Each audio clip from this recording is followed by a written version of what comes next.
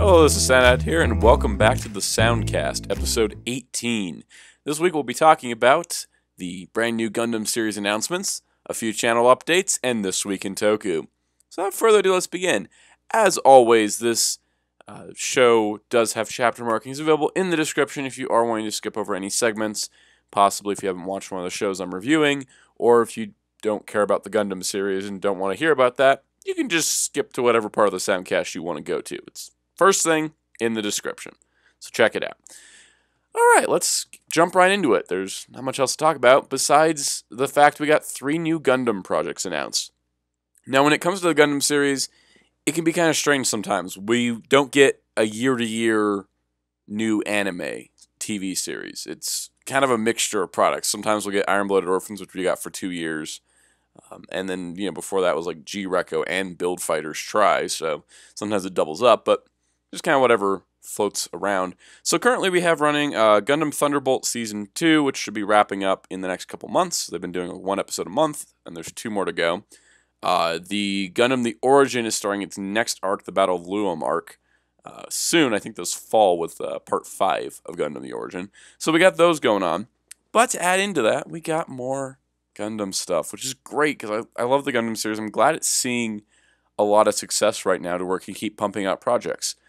One of those projects is Mobile Suit Gundam Twilight Axis. This is based on the novel Twilight Axis, which is a sequel to Gundam Unicorn. So much like Gundam Unicorn, it's based on a novel, which perfectly works fine. Gundam Unicorn is by far one of my favorite Gundam series of all time, and definitely one of the best ever made, in my personal opinion. And I gotta say that I'm really looking forward to Twilight Axis. A short preview clip was released, with also some mobile suit designs. But overall, it's going to be an interesting thing as they're trying a new format. There's going to be 6 episodes with 5 of them being 3 minutes long and the last one being 8 minutes long. Episode 1 will be available for free streaming through Gundam Fan Club, Gundam Info, Yatake Bunko, Bandai Channel, and YouTube, with episode 2 and onwards available every other week exclusively for Gundam Fan Club members. So I'm imagining this is just going to be like, oh, here's how we're releasing it, and then there's going to be a Blu-ray later on, and then we might get that. We'll either get that Blu-ray available as an importing option here to America, or we'll have to wait for Nozomi Entertainment to put out one. They have so far put out, they have releases coming up for Gundam Thunderbolt and Gundam The Origin first arc. Both of those are coming out this year, and those came out last year in Japan, so it's about a year later they can put things out, so we got that coming. So if you are wanting to see Twilight Axis and they only put it up the first part, I'm probably going to watch the first part and then just wait till whatever Blu-ray comes out. The next official release, we'll see. Kind of the tricky part with those import sets, they're usually really expensive, and there's no way of watching the entire thing without buying it, and so it kind of leaves me like, I did it for Thunderbolt, like I imported the Blu-ray for Thunderbolt, because I really like Thunderbolt, but I didn't do it for the Origins, which I'm glad I didn't, because now I can get a very much less expensive Blu-ray set. So which is probably what I'll wait on, but we'll see how they release this. But Twilight Axis looks interesting. It's takes place after Gundam Unicorn, and it's not meant to be a full-on sequel. It's just kind of a side story, kind of like the fallout of Neo Zeon of sorts. There's some really interesting mobile suits in here. We got a G-Gan variant, which, that's kind of standard. They brought in the Byrlant Isolde.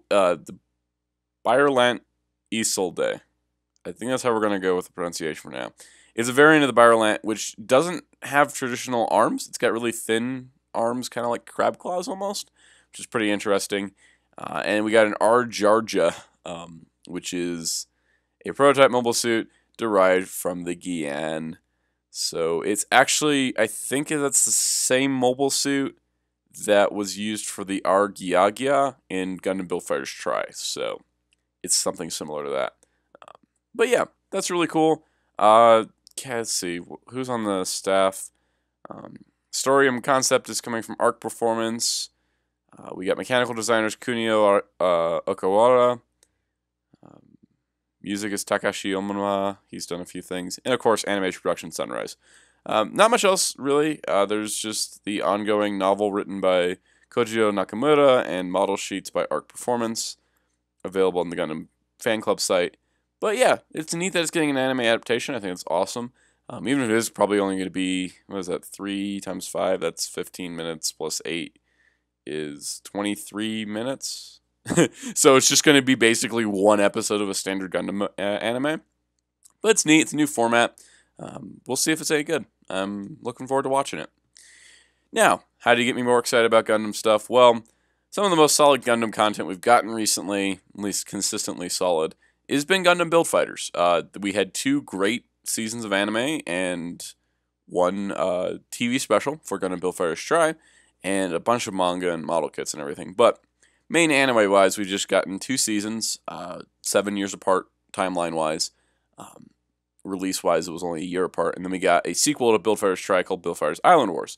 So this is where things get interesting, because now we have Gundam Build Fighters GM's Counterattack, which that title reminds me a whole lot of Char's Counterattack, which was the first ever feature-length Gundam film which was released in theaters. So the thing is, they haven't told us what GM's Counterattack is. We don't know if it's an ONA, original net animation, an OVA, original video animation, a TV special like Island Wars, or a movie, or an anime TV series. We don't actually know what any of these are.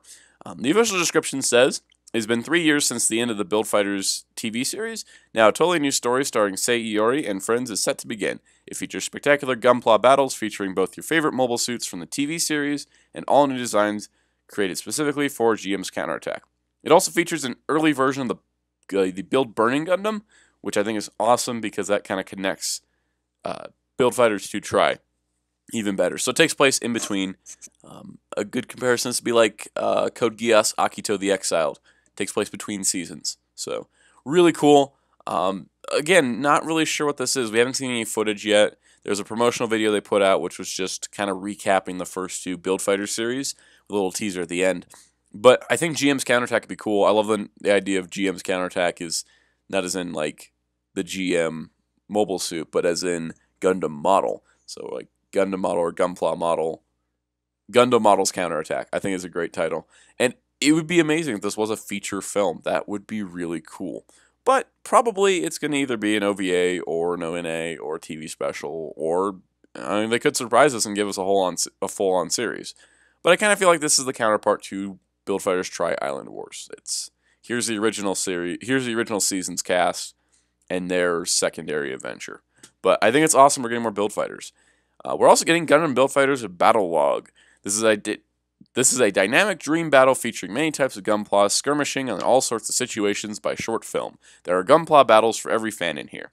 This sounds a whole lot like Gundam Evolve. Now, Gundam Evolve, for those that don't know, was a series of short films produced in the early to mid-2000s, which featured dream scenarios of Gundam characters. A lot of them were actually CG animated, which I think almost all of them were. There's only a couple that weren't. But it would kind of just pick and choose things from the Gundam universe, just from all series. And they brought in special directors and animators. And what was cool, like the first one was kind of a recreation of a scene from the original Gundam series where it has Amuro reflecting on the past battles and losses. But then you had another one which was the Rising Gundam fighting the God Gundam in the middle of a city just because Rain and Domon had an argument, and it was really silly. And then there was like one based on SD Gundam. There's another one that showed it was one of them was a sequel to Double Zeta, that showed what happened to Judao and Rue after the series, and it was really cool stuff. It was like little like scenarios. I don't think any of them are officially canon to the timeline, but I think the Double Zeta one can just kind of work. It even shows that prototype version of the Zeta Gundam, too. That's another short. But I definitely say, if you haven't checked out Gundam Evolve, there's a DVD set out now. It goes for about $15, 15 to $20. Pick it up. Good stuff. Honestly, kind of something that gets overlooked.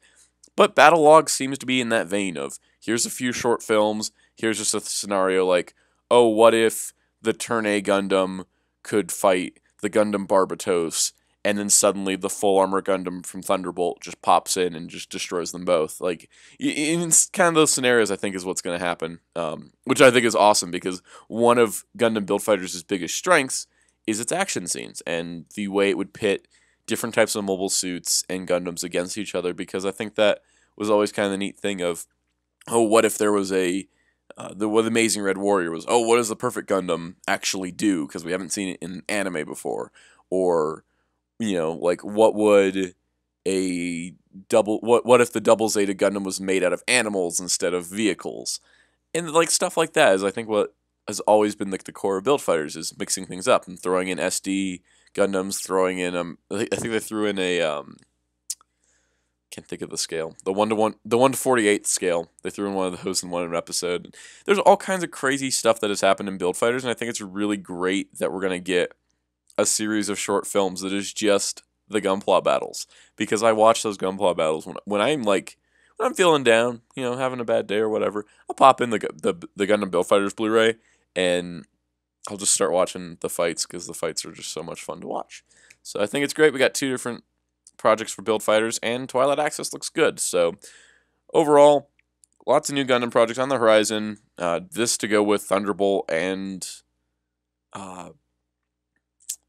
the Origin as well, continuing. Plus all kinds of model kits. There's a real grade Unicorn coming out that I can't wait for, because I've been waiting for a real grade Gundam Unicorn to happen, especially after I bought the Sinaju. I really wanted a Unicorn to go with it, and now Bandai is finally delivering it. So that's really great. And yeah, I think Twilight Axis is scheduled to debut in June, I believe, through that the Gundam Fan Club. And I don't believe that's available to North American people. I think it's only in Japan. So I'll have to look into that. But overall, cool stuff on the horizon. I'll probably do another update on this when we get a trailer. I want to do a trailer analysis for Build Fighters, especially, because I think Twilight Axis is pretty straightforward. It's an adaptation. We kind of know what's going on there.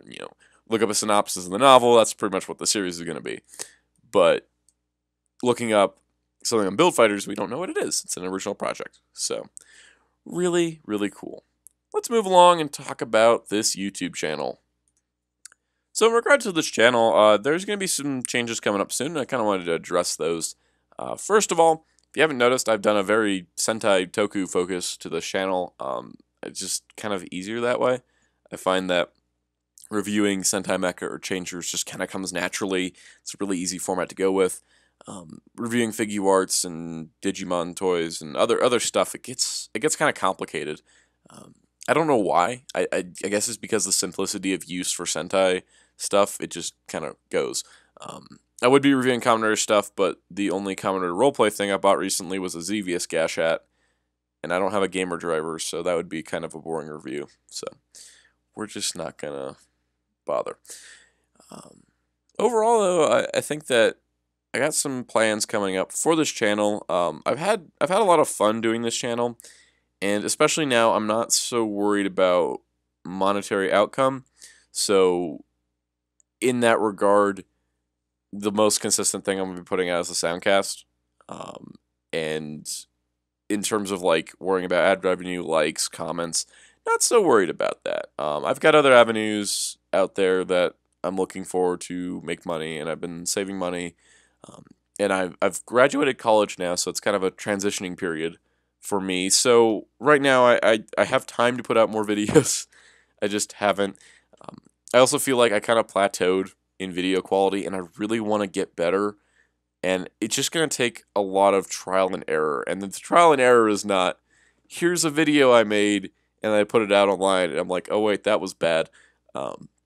If there's a video that I don't think is worth seeing, if I didn't fit my quality standard, I don't want to put it out. I think probably my worst review in recent memory was the Habet-Sky Voyager from Kyuranger. I didn't like the way that one turned out, and I posted it anyways, because I was like, oh, I need to get this out.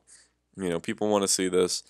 And then, yeah, I just didn't like the way that one turned out, and I ended up scrapping all of my other Kyuranger Q Voyager reviews and redoing them, because I just didn't feel like the format worked. So I'm kind of in that situation. I'm also in that situation of I don't really want to review something that doesn't need to be reviewed. I've been flip-flopping on this, but I'm probably not going to review Kyutama Cockpit Set 2. I bought it, and I like it, and it's great. It looks good on display, but there's nothing new to say from Cockpit Set 1. I can show off the minifigures, but that's about it. There's not really anything new there. It's the exact same thing as Cockpit Set 1, with 5 different Kyuranger figures and 5 different colors of those Kyutama. That's it. There's not a whole lot to go over. So I might make a quick video, maybe try out a new format that way, but I just don't know if I want to do a full video on it. The Ryuteo review coming up soon. I ended up merging Sasori Voyager, Ryu Voyager, and the Oguma Voyagers just because it was easier that way. I hadn't reviewed Sasori, so I was like, let me just put it all together as Ryuteo. That should be coming out soon. I just gotta sit down and edit it. I think that's one of my biggest things. Is sometimes I just don't feel like editing, and then it just kind of goes to the wayside. And then trying to stay current is really hard in this YouTube market because, especially reviewing Japanese Toku toys, because somebody else in Japan's already reviewed it a week before you even get it in the mail. And then if you're not one of the really big reviewers, there's not much else you can, like, it's hard to, the thing is with Toku toys, they're easy to review, but it's hard to put a different spin on it and say something that somebody else already hasn't. And so that's where I kind of struggle. I just kind of like keeping the Kyuranger videos going. If I'm just reviewing the Kyuranger stuff as I get it, it makes it a lot easier because it keeps me on a consistent schedule for video production, keeps my skill going, and I'm trying to find new ways of approaching it. I have thought of a concept of a new series that's going to take a lot more work. It's not going to debut anytime soon. So I gotta go through and make assets for it and figure out a filming style. And I was thinking about pre-scripting these reviews so they kind of flow better. But I gotta mess around with it, and it's gotta be mess around with it without posting anything, because I just don't feel good about that. I don't want to produce a low quality product at all. I want to keep getting better, either stay the same or get better. That's my goals with videos. So that's pretty much where I'm at right now. So if there isn't much stuff coming up in the near future, that's like I got plans. I just don't have the execution for them yet. So I gotta work on that. But yeah, like expect maybe some different types of videos. I do want to kind of experiment.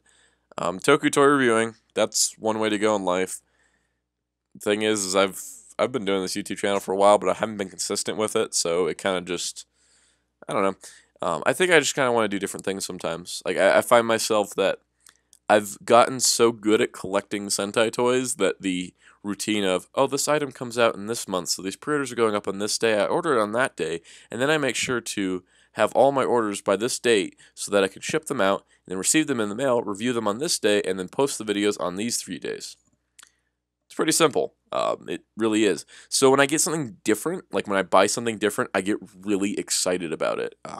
Just, for example, like, I don't know, like whenever like figure arts go up, like if it's Writer or Sentai or DC, I'm kind of natural at all those, so it's like I'm excited to get the new stuff, but it's going into this massive collection as it is, so it's kind of like just everyday thing.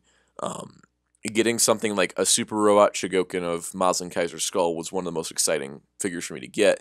It was so new and interesting to me because I never had a Mazinger Super Robot Shigoken before. I never had a figure of this character before. It was all a fresh experience, which I kind of carried over when I got the Mazin Kaiser's skull Final Count version. So it's kind of that situation where there's certain items out there. There's certain items out there also I want to buy that I don't have. Like there's a couple Soul Shigokens I really want. Not the Megazord, because the Soul Shigoken Daijujin / Megazord is really great looking. It's wonderful. It's also $300, and I got 4 other deluxe versions of the Megazord and like countless other action figures of that Zord. It's not going to excite me that much, even though it's going to be like, oh cool, this is like intricate things. It's not going to excite me that much because I already have several versions of it. And if I'm going to be spending $300 on a robot, I'd rather buy something like the Soul Shigoken Big O, because I don't have any Big O figures. Or a Soul Shigoken of like Battle Fever Robo or Leopardon. Even like, that's why I think I've hesitated on Soul Shigoken Gal Gaigar, even though I love Gal Gaigar. I own like 6 Super Robot Shigokens of him, the original deluxe one, a couple smaller model kits. I'm like good on Gal Gaigars. I don't need another one, even if it is the nicest version. And that's up for debate too, if it is actually the nicest version. This kind of situation, I think, with toy collecting is that when it's the same thing, it's good because, like, for me, like collecting DC figures, I get several characters in several different costumes. Either by I needed their collecting connect piece, or I needed to get them to get somebody else in a 2-pack, or I don't know why I got completionist on the DC Collectibles Arrow, Flash, and Legends of Tomorrow figures. I just did. Um, but yeah, basically, like, it kind of runs down to the same thing, and it gets formulaic. So it's like those little exciting figures I get. Like, I got really excited when I got the Marvel Legends Vulture, which is why I reviewed it. I hadn't done a Marvel Legends review in like 2.5, 3 years. But I was really excited about that pack. I was really pumped about it, so I did a video on it. Didn't do so great view-wise, probably because I have no Marvel, like, viewer base. So, I don't know. Maybe I'll just start doing random reviews on figures that I get that I'm super excited about. I don't know. We'll see how it goes. I'm also thought of possibly worrying about less of what's current and more focusing on things of the past. Kind of the idea of revisiting something several years later. I've got a package coming in with some Sentai mecha that were released. What year was that? 2012. If anybody out there know what series aired that year, you probably figured it out. But maybe looking at those now, now that we're at the point where we are with Sentai and we've had 5 seasons since, well, how do those mechas stack up to the ones we got today? Just kind of like that kind of topic thought. I think that's where I've also been like really getting to do the soundcast because it's something different from what I've done for 8 or 9 years now. 8 years? Yeah, I've done it 8 years. I'm going to be going on to 9 years soon, but 8 years of this, and I just did toy reviews the whole time. Basically, I did a few other side projects here and there, but the soundcast was new and exciting for me. So we'll see how it goes. I kind of want to like just play around with it, see what I can do. I've got a bunch of Adobe programs on my computer now, and kind of want to mess around with them, see what I can do with them. Definitely looking to do something different. And I want to do something different than what everybody else is doing, because what everybody else is doing may get you views for a short time, but, you know, it's not really you. It's that format that somebody else came up with. I think toy reviewing, in a sense, is a format somebody else came up with, but there's different ways of doing it. I've thought of a few different ways, and I've thought of a few different ways of reviewing some older stuff in a different format. So, we'll see. Kind of looking forward to the possibilities of new things, especially with Kyuranger slowing the heck down. Once I get Ryuteo out, I'm not planning on buying anything until Gigant Ho-Oh in July, so that leaves all of June to just do other videos. So, we'll see what I do. Anyways, that's it for this segment of the show. Let's move on to This Week in Toku. Alright, welcome to This Week in Toku, the part of the show where we talk about this week's Tokusatsu series. Today we'll be talking about Uchu Sentai Kyuranger Episode 13, Zyuden Sentai Kyoryuger Brave King 4, Kamen Rider X8 Episode 30, and Kamen Rider Amazon Season 2 Episode 5, so expect full spoilers for each of those shows. If you want to skip ahead to a certain series, check the chapter markings in the description below. You can jump to that episode discussion. And there won't be spoiler bleed over between the 4 shows. Just specifically, there will be Kyuranger spoilers in the Kyuranger segment, there will be Kyoryuger Brave spoilers in the Kyoryuger Brave segment. That's how this rolls. So let's talk about Uchu Sentai Kyuranger Episode Space 13. Keep forgetting the special naming there. Space 13, Stinger challenges his brother. This episode was all about introducing a new villain, as well as establishing a new status quo for the series, which I think was really great, because I think that when you have 11 Rangers on a team, it's hard to balance them, even with the Q-let chance giving certain focus. I think it is something that needs to kind of like space itself out a bit. So what's pretty interesting is that we're at the point where we have Stinger's brother, Scorpio, is one of the, Ministars. He's one of the Ministars of the Dark Matter Empire, which means he is in charge of the Scorpio constellation, that galaxy. He comes to Earth and ends up causing trouble because he infects one Magistrate with a virus that spreads and makes anything that comes in contact with it into a zombie, which is pretty interesting overall. Now, I think that's a good power to have because it kind of causes chaos, and that would give him good advantages to leave a battle in case of a bad situation. For him, that is. Obviously, it's a bad situation for the Kyurangers, too. What's an interesting twist here is that Kotaro good old Koguma Sky Blue, even though he just became a ranger, is leaving the show for a bit. And this may be due to school-related academia connections with Kotoro's actor, because school season is still going. But he is going to the Rebellion headquarters to train to be a Kyuranger, learning history of the universe, as well as just learning basic fighting skills, which I think is very important for Kotoro to do, because it's going to give him that baseline skill. He's a kid. He doesn't have all this experience being out there in the universe and going to other planets. He's been on Earth, and it's time to get him some training. So, that being said, this is kind of his last hurrah here. In this episode is his last mission with the Kyurangers for now. And that's really cool. So, zombie people is where we're at. This is the plot of the week. Everybody's infected with the virus, and so the Kyurangers decide to go down, but, only 5 of them at a time, so they send down Lucky, and Hammy, and Sholanpo, Champ, and Stinger. And Champ and Stinger have not been getting along still, because Champ still thinks that Stinger killed Professor Anton. And I think that it's an interesting idea that does get explored in this episode finally, because they've had this rivalry for 10 episodes and it's barely been touched upon, so it's nice to see it brought back up. And it's kind of a shift in the series where I think we're going to start getting more traditional Sentai focus episodes, because next week's episode looks like it's going to be about Garu. Overall, I think it is cool, and by the way, I do like the updated opening. They put in footage of Ryu Commander and Koguma Sky Blue seamlessly. It didn't seem like it was just added out of place. It worked really well. So once they get down to Earth, the team ends up fighting up against the zombie people, and Stinger recognizes that the infection is spreading through slashes, so you don't want to get in contact.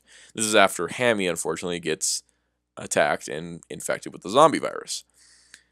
After the fight, we get Hammy being all zombie, and Stinger being able to cure her, which means that that clicks to him in his mind that was Scorpio who caused all this problem, which I think was great. And we also got a backstory on Scorpio and how he wanted more power, so he went to the Dark Matter Emperor, who gave him a cursed mask, it looks like, to make him more powered up.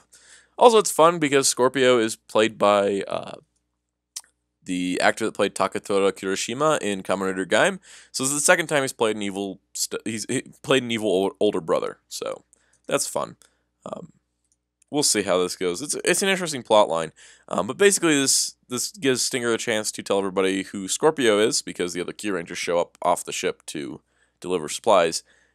And we realize that it was Scorpio that killed Professor Anton, not Stinger.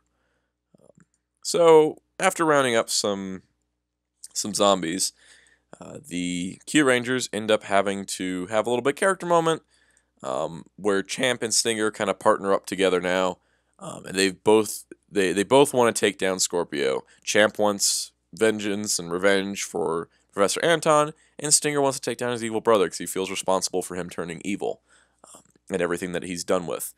So Stinger doesn't want Champ to help, but Champ is going to help him anyways, which is pretty neat. And then we get a different lineup, which is interesting because we started out with the other lineup of characters at the beginning, but because the other Kyurangers came in to help, our new lineup is Ryu Commander, Oshi Black, Sasori Orange, Shishi Red, and Koguma Sky Blue, which is pretty nice because 3 of these characters will not be appearing regularly after this episode. Only Shishi Red and Ryu Commander. I also like these different color combo mix-ups. These are some of the most uncommon colors, aside from red. Light blue and purple and orange and black. They don't get used as much as the others, so it's kind of a neat little combo that way. I definitely like the way that they've balanced out having 11 Rangers by just only using certain ones at a time, which is really cool. The fight choreography in this episode actually really surprised me. They started doing some stuff with the first-person perspective, which Zyuden messed around with, including having an amazing shot where it followed a Zyuden in first person as they were jumping. But this has a couple shots of Shishi Red and Ryu Commander shooting at villains from a first-person perspective, which I thought was pretty great. Also, Sholanpo is hilarious. This guy is too funny. He's like the most unlikely of badasses, and yet still manages to beat people week to week. But I like the shot where it's like down the gun barrel of the Ryu Swader.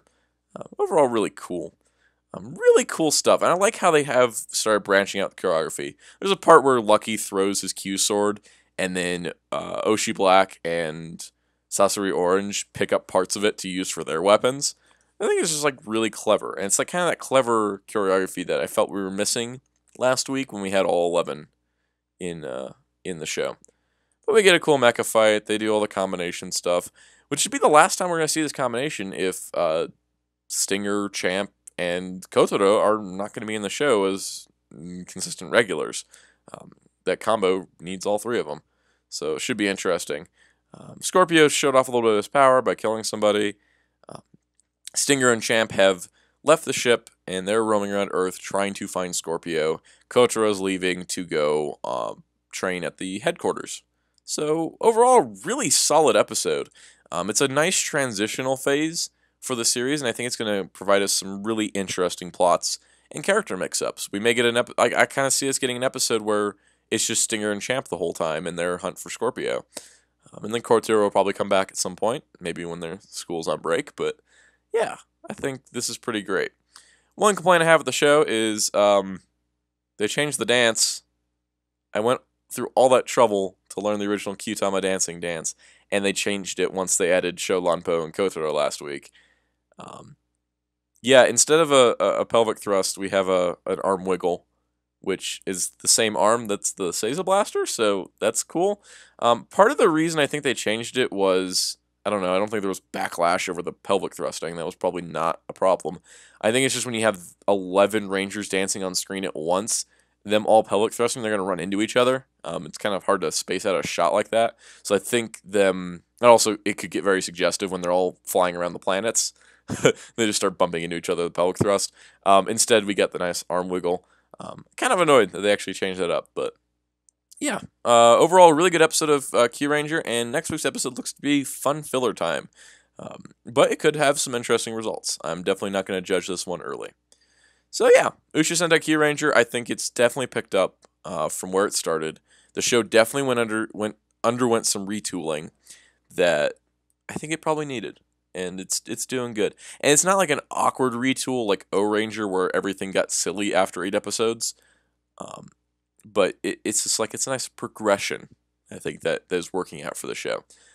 Definitely, if you judged Kyuranger too harshly and you're listening to this review to find out if it got better, it got way better. I'd just say check it out. There's some cool stuff happening.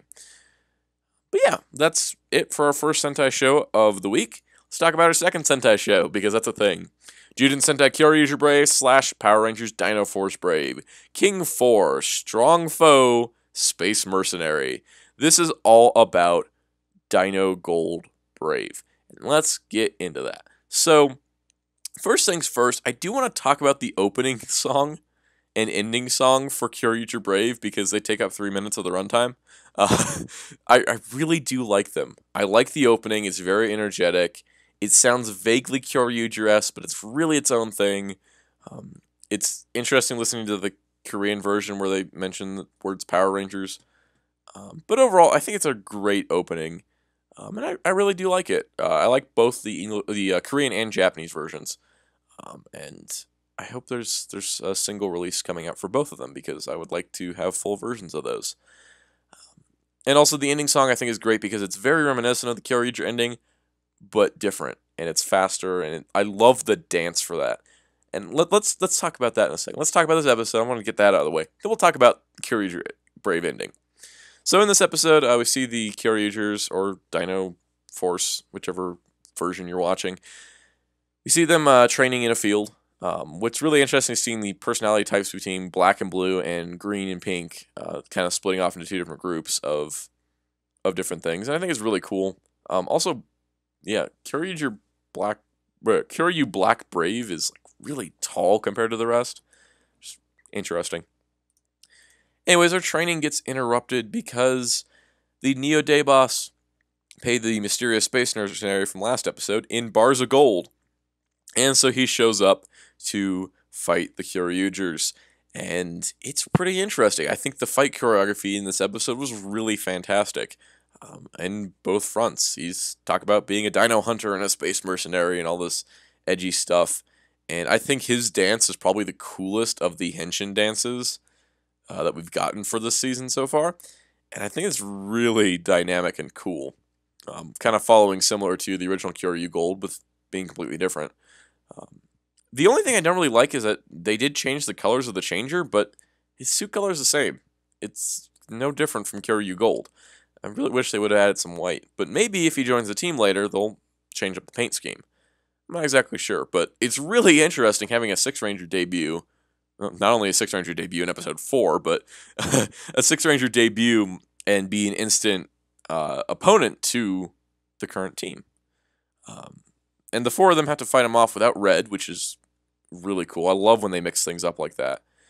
But yeah, this fight could have run very similar to the Death Ryuger fight and been no different, but it's really unique, and it really shows the inexperience of these new Kyoryugers compared to this space mercenary.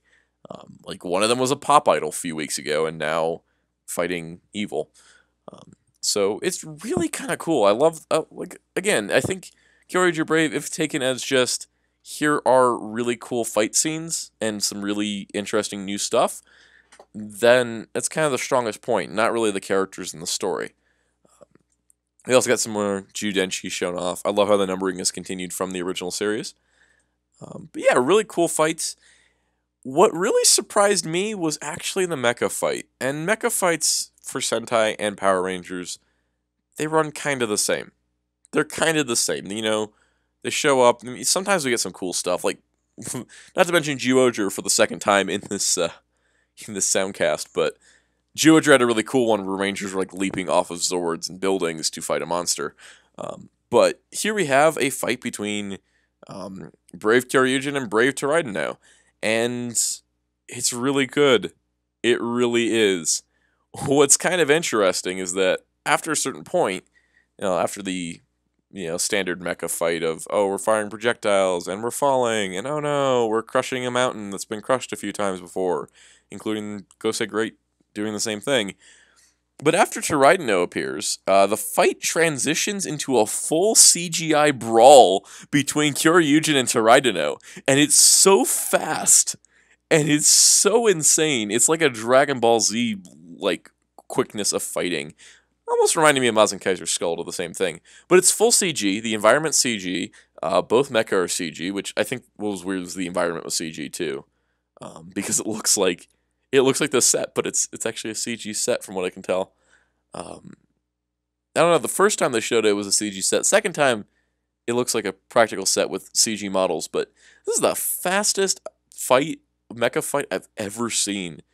And like part of that is due to the 9-minute runtime, but we've had standard mecha fights for the last few episodes. So seeing this was really cool. I really dig it. It's just like, it's so unique. It's so different. Like, if Kyoryuger Brave / Dino Force Brave is going to set itself apart, it has really cool fight scenes. But what's interesting is that Kyoryuger Gold does not finish off the Brave Kyoryugers because he's like, oh, you didn't pay me enough to kill him. You just told me to hunt him down. Which means he may have more good intentions than bad. This ending song. Let's talk about this ending song. I love the ending song, but I love the dance. The dance is just a step up from the Kyoryuger dance, and it's really quick and really tricky. Like, it is not easy to learn. I've tried learning this dance, and I've had no luck so far.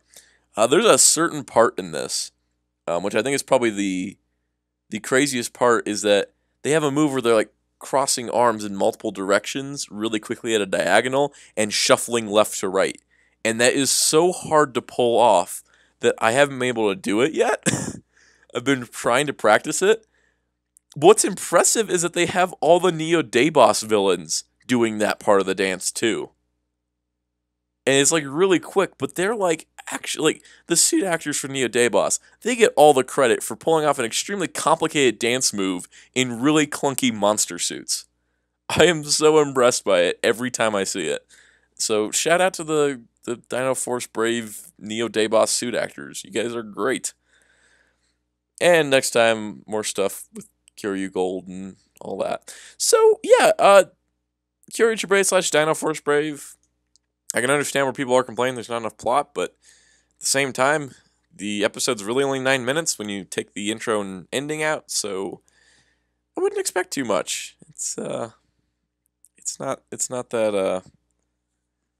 that deep, but that's okay. It doesn't need to be. I think it's a great showcase of what Toei can do with fight scenes. In a lot of ways, it does upstage Kyuranger in its choreography. Let's transition series. Let's talk about Kamen Rider. Kamen Rider X-Aid, which is still a good show. This just kind of keeps pushing things. I think X-Aid has been on a really good hot streak ever since the Kamen Rider Chronicle arc started, and it hasn't slowed down. Also, TV Nihon, just a little side note. If somebody hadn't paid attention to the episode preview last week, your cover image being Kamen Rider Gem is kind of a spoiler. Just saying. Alright, let's talk about this episode. First of all, really glad the opening has been sticking around for a while, because I like the theme song, and I like it being in the beginning, no scene ahead of it, just get that done, sponsor card, roll the episode. And then it's not like awkwardly trying to insert the theme song into the show where it doesn't fit. And yes, I know about Poppy's blue eyes in the opening. That finally comes to this episode here. So we pick up from last week where Emu has been taken by Peridot, and Peridot's trying to awaken his power. Also, Poppy found a chest following her memories, which means she may have the memories of Dan Kuruto's mother. So more on that later in another episode, I'm sure. But she finds a Proto Mighty Action X Gashat that's not purple like Gem's was, but black. And there's another gamer driver inside the case. And yeah, pretty interesting. It seems like an ability to revive Kamen Rider Gem, at least in his standard form.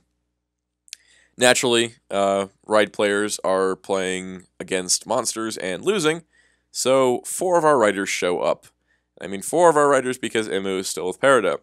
So what's interesting is that Brave and Taiga are already injured from last week, but Nico and Poppy show up and say, hey you guys, back off. We got this. Which just leads to this great scene where Poppy, in her Asuna form, transforms into Kamen Rider Poppy, and Nico transforms into Kamen Rider Nico, or Ride Player N, whichever one you want to go with. But it's just such a cool scene because I can't think of the last time we had 2 female Kamen Riders in one series. In fact, I'm not sure we ever have. Well, yeah, we have had 2 in the same series, but never together, because we had Kamen Rider Fam, was the lone female rider of Ryuki. We had Kamen Rider Shuki in Hibiki, which was the lone female. Well, we had Hibiki and we had Amaki. So we had 2 there in Hibiki, but Shuki and Amaki never fought together. Mostly because Shuki had a whole another story. Anyways, later time we talk about Hibiki. But, we didn't have any interaction between them, and Shuki was kind of just a one-off thing anyways. And I don't know if Amaki even really counts because she still uses the Buki suit design. I'm getting off track. Other female writers we had Kamen Rider Kivala, lone female writer of Decade. We had Kamen Rider Nadeshiko, which was the lone female writer of Forze. We had Kamen Rider Mage, which was in Wizard, lone female writer, I think. Except Wizard and Magic Land, I think, was the only other time. I don't really count that because the suit was being used as a general purpose. That would be like saying, oh, there were 2 female Kurakage troopers. It's just not, doesn't really count as much. Because they aren't distinctive. But yeah, we had Mage, who was just fighting alone as a female writer in the Wizard TV series. And then in Gaim we had Marika, and we had the weird apple lady from the Baron movie, the Baron Zangetsu movie. So Marika did not fight in that. She did not fight against that writer, nor did she even fight. She was. She was in that movie, but she wasn't in the movie as Marika. And then also with that, you had, I think Gaim also Jam technically counts, even though it was possessed by Kamen Rider Mars. Technically, Jam was a female writer, sort of. And then since then, we didn't have anything for Driver Ghost, female writer-wise. So yeah, I think this is the first of a very long tangent, as I thought I went through writer history there. This is the first time we've had 2 female writers work together, or even be in the same scene together, which is really cool. And yeah, I count Nico as a writer, not a just generic writer because she's actually customized herself to have the backpack and the hat. But yeah, it's really cool to see Poppy with her blue eyes, meaning she's a good bugster, instead of the red eyes, which interesting is Paradox right now has red and blue eyes. But overall, I think like Poppy and Nico working together was really cute, really cool. It's nice to see Kamen Rider Poppy be a force for good instead of just evil like she was the last time we saw her, which I think is awesome because I like Poppy. She's cute, she's bright and fun. So yeah, they have a brief fight scene together, which is great. Paradox shows up and turns into Kamen Rider Paradox, perfect knockout gamer, level 99, because I'll never get tired of saying that. For some reason, it rolls off the tongue. So he starts fighting Poppy, which got me very concerned, because female writers have a bad habit of dying. I don't want Poppy or Nico to die. They need to survive this. Please change your ways. Don't learn from your mistakes, Toei. Don't pull a laser. But yeah, luckily, Paradox stopped his attack. Imu ended up... They end up trying to save Imu. Poppy's trying to save Imu, but is not successful. So Poppy ends up going in... Because Poppy's a bugster, she ends up going inside of the prototype Mighty Action X Gashat. Because it is a game, and she's a bugster. Meanwhile, Imu with Maximum Mighty X and Paradox in Perfect Knockout Gamer level 99 fight each other. But yes, Poppy goes inside the prototype Mighty Action X, discovers some grunts there, and she actually ends up finding a special one that seems to be acting different than the others. And what's interesting about this is that it seems like this is a bugster that has no recollection of memories. And then we cut back to the fight between Imu and Paradox, where Kamen Rider Gem Level 0 has appeared, which is an actual different color variant of the original Gem suit. There's not so much purple, there's more black and silver now. And it's not Poppy as Gem, it's actually Dan Kuruto as Gem. And it's crazy wild Dan Kuruto, because when he was dying after his whole dangerous zombie incident, he ended up making himself a bugster and left this information because he knew his mother knew about the prototype that he left behind, and he knew that Poppy had his mother's memories, so now we have Dan Kuruto back, and he's a good guy. Sort of. He's still Dan Kuruto, so he's really insane, but having the prototype Mighty Action X black version, as I'm just going to call it, allows him to fight his Gem, but also gives him an advantage because he knows Paradox's schemes, because he worked with Paradox. That being said, you don't want a guy like him to get out of line, so in a funny twist, Poppy is keeping Dan Kuruto inside of her Boogle driver's way, which is still a bugster visor. And he's a bugster now. So she's trapped him inside of her driver, which means now we got Gem as a force for good that can still be just completely recalled back to Poppy's driver in case he gets out of hand. This is a really good plan, but I do see it backfiring. Also, next episode preview does talk about the possibility of bringing back somebody. You know, bringing back lives that have been lost. If Dan Kuruto can come back, maybe Kyoryuger, maybe Brave's girlfriend. Who knows? More mysteries and intrigue to follow with Kamen Rider X-Aid next week. And that does it for X-Aid. I really like this show. This was a show I wrote off really quickly because its first 2 episodes were kind of terrible, in my opinion. But then I went back and I gave it a second shot, and I just fell in love. The thing is, I'm not going to go crazy buying binge the roleplay toys because there's too many gash outs. I cannot handle that. But I might pick up some figure arts. I've talked about this before. X-Aid is the show that I completely underestimated, and when I gave it a second chance, it won me over completely. And I'm glad I did, and it gives me kind of a perspective on things that maybe a show can sometimes just turn itself around. For those that don't like Cherokee Sentai O-Ranger from the beginning, I can just tell you the show doesn't turn itself around that much. O-Ranger is O-Ranger, and O-Ranger is weird. I just finished binging watching O-Ranger, so I keep talking about O-Ranger. let's move along to our final show of the week, Kamen Rider Amazons, Season 2, Episode 5, Rambling Roses. An episode title that made no sense for most of this.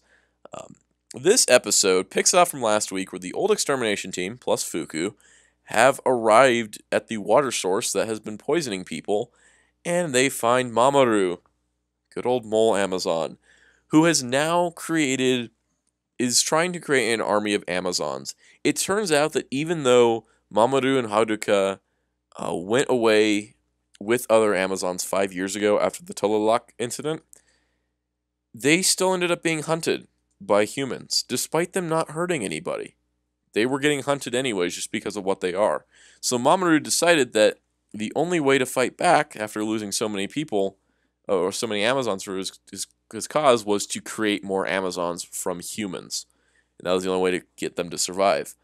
This kind of turns Mamoru into a villain, and Haruka as well, but not really. It's kind of one of those situations where, well, Mamoru and his Amazons group, they didn't do anything wrong, and they got hunted down anyways. So in a matter of survival, they just decided they had to go ahead and create more Amazons to raise an army. And Haruka said he'll help fight the Amazons that are loose in the city because he doesn't agree with turning humans into Amazons just to get more numbers for the cause. But he's gonna also protect Mamoru from anybody that might try to hurt him. So he has a good conversation with Mizuki, who ends up going to the water source and finding out that Haruka actually already turned it off and stopped the flow of Amazon cells into the city. And the thing is that it seems like Haruka did not know that Mamoru had done this, that he infected the water source, because he had spent some time away from the Amazon colony. But I think this is really interesting as well, is that there's a scene where the Amazons attack the extermination squad and the new kid is knocked down, and a couple of the Amazons go to you think you're going to eat them, but they stop themselves.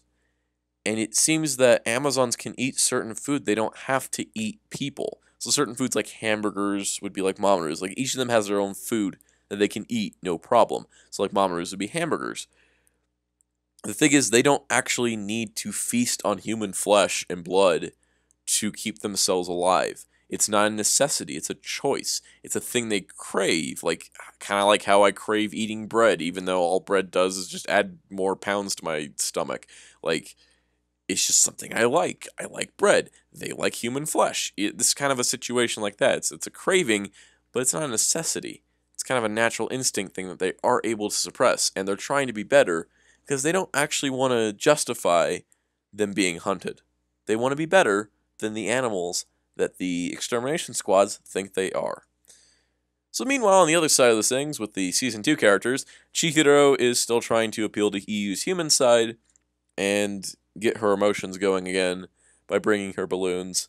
But he almost walks in on EU naked, and he gets really nervous, which is just cute. And then Douchebag shows up. This guy with the glasses that's on the new extermination squad is just kind of an ass. And he's just like, oh, EU's just a dead girl. What are you doing? Yeah. Oh, let's see. Should I talk about the Amazon of the week now or later? Let's get through the other plot stuff. I think the Amazon of this week was probably one of the funniest. But let's talk about the extermination squad. They're feeling pretty rattled over the discovery that Mamoru ended up poisoning the water source, and they're not really sure how to proceed because Mamoru has evolved and become much stronger. Meanwhile, Fuku and Mizuki get reprimanded for what they did up in the forest at the water source. And then we get to the poor auxiliary extermination squad we never met before. And they have a dog. And the dog is really cute. And I was really worried the dog was going to get, like, eaten by an Amazon in this episode. But the dog lives, and that's the important part. So let's talk about this Amazon of the week, because they keep coming up with weird concepts. So earlier in the episode, we had a scene where there was a hairstylist who was washing somebody's hair. There was a girl laying on the table, washing hair. And then when she was rinsing the hair, she taps her broom into the ceiling, which opens up an air vent and launches a guillotine out that cuts the girl's head off. Which was just, like, it was supposed to be horrific. Like, oh my god, somebody just got their head cut off. But the way the guillotine looked and the way that it was just like trapped in an air vent in the ceiling, I was just like, this is the most comical guillotine I've ever seen. And then the head just kind of like bounces too. And there was like blood, of course. But then, like the actress that's playing the supposed Amazon lifts up the head and she's like, "Oh, look at that, another head." And it's just like it's so weird because it's just twisted enough that it's become hilarious in a way. Because I'm like, how did you get the guillotine in the ceiling? And how did nobody notice the guillotine in the ceiling? And you just tap a broom up there and it pops it open and comes down the guillotine? Or it was very funny. I found it to be amusing. It kind of was a fallacy of logic. So this woman, presumed Amazon, she has his head all wrapped up in a grocery bag, which is also hilarious. And she brings it home. So the extermination squad, auxiliary people, not any main people, they go in to investigate because the dog is sniffing the Amazon DNA on her. So the dog can sniff out Amazons, which is really, really handy. So the squad is ready to go in. This woman goes in with her nice, new, fresh head, sets it on a table. The squad goes in, and they're like, all right, let's take him down. They're led by an actor that played Time Fire in Time Ranger, which I thought was pretty neat. Another Sentai guy. So the woman puts the head on the table, and the dog starts barking at the woman, and they take the shot, and they kill the woman. And guess what? She's got red blood. So they just killed not innocent, but they just killed a human.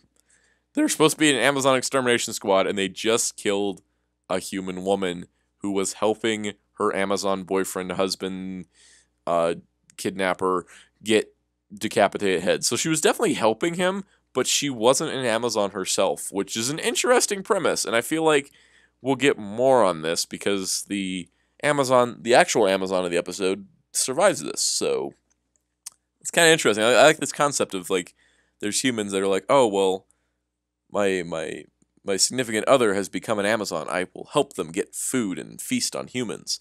It's just really weird. It's kind of like that same thing they had in the first season where there was a cannibal, or not a cannibal, but the serial killer that wasn't an Amazon that they thought was an Amazon. But yeah. So then we get to the part of the episode that made some squeamish, made others feel uncomfortable, and made me laugh way too hard because of the way it was done. So the Amazon of the Week comes bursting out, and he's just like, "Oh my God, you guys just shot my food source." Let's just call her that. I don't know what to call her. And so he turns into his Amazon form, which first of all, he looks like a giant rose monster. Second of all, he has a sword. And third of all, he just slices a dude's head off. And it just goes flying, and then this just fountain of blood comes up from the bottom of the screen, and it just keeps going, and it's just blood keeps. I don't know how blood works when you decapitate somebody because I've never seen that in person. Hope to never see that in person. But I imagine you don't just have like a nice fountain where it's just like spurting up in the middle and then just like careening out at a perfect arc angle. I think it's gonna be like sprays out and then the body's down and just starts leaking. Like I don't think it's just gonna be this like fountain of blood that it was here. So anyways, the Rose Amazon ends up just going around and starts just cutting limbs and heads. And okay, I get it, guys. It's a quick shot. It's like less than a second on screen. But could you have had a more convincing decapitated head to roll across the ground? Like, the effect's pretty good from a distance, 'cause I think they did it with CG. But the head that bounces on the ground is very obviously a mannequin head. Especially if you've seen this episode more than once, like I did. It's very obviously a mannequin head bouncing. And the thing is, again, don't know the physics of a decapitated head. Haven't had the experience of cutting somebody's head off. Or the experience of seeing that done to somebody in person. So again, I do not know, nor do I ever want to know, but I just think it's kind of funny how the head just kind of bounces and and rolls like it's a mannequin. Yeah, and then more people's arms get cut off, and there's a lot of dismemberment. It's like all the dismemberment that happened to Amazons in Season 1 just got repaid to humans in Season 2. But Dog Guy and Time Fire get to live, so that's fun. Yeah, it was just kind of funny because they had this really wide shot, so they could just use CG to cut people's heads off instead of having to worry about doing a practical effect. And it just looks funny because the way like the like very unnatural arc where it's like a perfect arc where the head goes flying is just it's kind of funny to me because I feel like it would be a little bit more erratic. It wouldn't just be this like perfectly timed out arc. But again, I'm not a special effects expert, but yeah, so they call for backup. Chihiro and Iyu show up, which is great. And Chihiro and Iyu, I think, are probably like the best tag team I've seen in Kamen Rider, like ever. The way they fight together, it just works out great. And yeah, there was a person cut in half in this episode as well, much like season one where an Amazon got cut in half. Anyways, point is that I think it's cool how Chihiro and Iyu fight because the way they fight in coordination, like they understand each other now and they can work together, and we don't have to worry about EU trying to eat Chihiro or anything like that, or kill Chihiro, not eat him. But it's really cool because they like both henshin in unison. And in this episode, Chihiro was like, "Oh, we're gonna keep him surrounded. You stay to one side, I'll stay to the other." That way, they're able to fight together without getting away of each other. It's nice to see this progression from when the first time they fought together, they were completely getting each other's way, and EU kept trying to like injure Chihiro. And I think it's like really nice to see them work as a great tag team, and it makes me really want a Amazon Neo figure art and a Crow Amazon figure art, so I can have this duo available um, as figure arts because it'd be really cool to pose. I think they work great together. Really well coordinated fight scenes, I must say. Amazon's really kills with the fight choreography more so than X8. I think it just kind of blows X8 out of the water with fight choreography wise. But yeah, overall, like really cool stuff in this episode. It does end with Mamoru showing up to protect the Rose Amazon, presumably to help try to turn him to the cause. I would like to see this backfire on Mamoru because I think this is a bad idea to take a known serial killer, bring him into your cause, and then say that, oh, we don't kill humans, we're not hurting anybody, we're just doing this to protect ourselves. If you have somebody that's like gone out and eaten several people's heads, I think you cross a line there. Just bringing somebody on is not going to be good for your PR team. But Mamoru is desperate at this point. Also on the figure arts want list, a evolved mole Amazon figure art. And much like Haruka promised, he shows up and is there to protect Mamoru, not to protect Chihiro. So Chihiro and Iyu versus Mamoru and Haruka is going to be the focus of next week's episode. Once again, I love this show. It gets dark, it gets gruesome, it gets bloody, especially this season. Took a little bit too far, I think, in a couple ways. But I think this episode hit a balance, and I think maybe it was really brutal with the way that the humans were being dismembered. And it felt more brutal, I think, because they were human and not Amazon. Because it was the same stuff that happened to Amazons in last season. But it was more brutal because it was humans. So a human viewer could relate to that better. So I think overall this show is good. A lot of the times when I watch shows like anime in particular, and other adult focused series from Japan, for some reason season 2 always ends up being a letdown. Instead of staying the same or getting better, it always feels let down. Like Mobile Suit Gundam Iron Blooded Orphans season 2, massive letdown. Gundam 00, massive letdown season 2. Akiba Ranger season 2, I don't want to talk about how bad that was. It always feels like they lost the spirit of the show. This feels like they kept the spirit of the show, took it a step darker, or 3 steps darker, and wanted to continue the plot, and they didn't lose track of what made the first season good. And I think that is really important, is that they actually know what they're doing, and they know that they just can't they didn't just cast aside every season 1 character because they had new characters to work with. They kept them around and they kept them going. So their storyline is continuing. It's not just ending because their season ended. I think that's great. That being said, we're on a little bit of a character overload, and I think that we should probably end up cutting back on somebody from season 2. Can we get rid of the new extermination team? They're not that interesting. I don't know. Maybe that's just me. Hoping to see Amazon Alpha pop up again because they name dropped him again and showed somebody wearing a hood and cloak, and we learned that the way the water was poisoned was because of an Amazon corpse buried in the water, so the water absorbed all the Amazon cells. And yeah, there was a limb left behind. Haruka found an arm. And at this point, I would be speculating that maybe that arm was Jin's arm, Amazon Alpha, his arm, buried under the ground, and that he's just running around with just one arm now, which would be pretty badass. So we'll see how it goes. Hoping for the return of Takayama Jin. Hopefully he's not just dead and they killed him off screen to make him the catalyst. I think if they had, they would have made it very clear that yes, this was his body. But I think because it's just like, oh, here's an arm, I think it's just going to show up with being blind and having no arm. And it's going to be pretty awesome because I bet he's still going to kick ass because Amazon Alpha does that. And that's it for the Soundcast this week. I ran really long this week. Oh my. Just looking at the time now. I went on a few tangents here. I apologize, but hope you enjoyed this. Let me know what you think of this week's shows in the comments below, and let me know what type of videos you want to see on this channel. Whether you want to see current stuff or older stuff, and if you want to see me review Cockpit Set 2. Also, let me know if you read the descriptions. I'm taking polls on that. I'm kind of curious if anybody actually reads them. And until next time, this is Sanat saying goodbye.